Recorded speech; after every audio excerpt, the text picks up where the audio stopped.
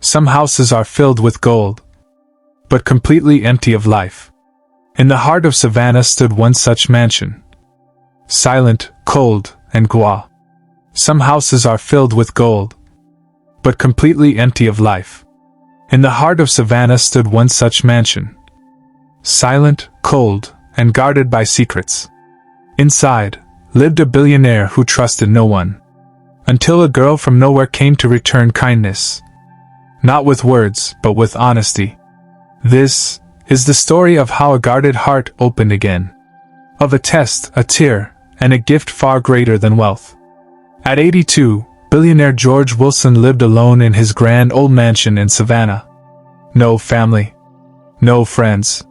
Just silence and cameras. For years he had been hurt by people he trusted, friends, family, even the people he paid to care for him. So he locked the world out. Until one day, a young woman named Emily Brooks walked in. She was 30, from a small town in Kentucky. She worked hard, supported her poor parents, and cleaned homes to pay for college. On her very first day, George tested her. He left the door of his office safe wide open. Inside, $5 million in cash. From the attic he watched. Emily saw the open safe. She called his secretary and stayed there the whole day, hungry, tired, crying quietly when her parents called with news. Their small grocery shop had failed. Still, she never touched the money. She locked the safe and walked away. That night, George called her in. It was a test, he said. You're the first person who passed. He offered her $50,000. She refused. Then, she told him something that shook him. 2 years ago, her cousin needed heart surgery. Someone had paid for it, but never revealed their name. She had found out. It was him. George. I only applied, she said, to say thank you. For the first time in years, George felt something. No one had ever remembered his kindness. No one, until now. He pulled out a folder, his will. He gave her a permanent role leading his charity, and made her heir to part of his fortune. Emily froze.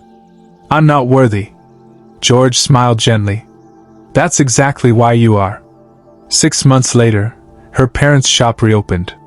She ran the foundation by day, studied by night. And the mansion, once cold and empty, began to feel like a home again. They talked.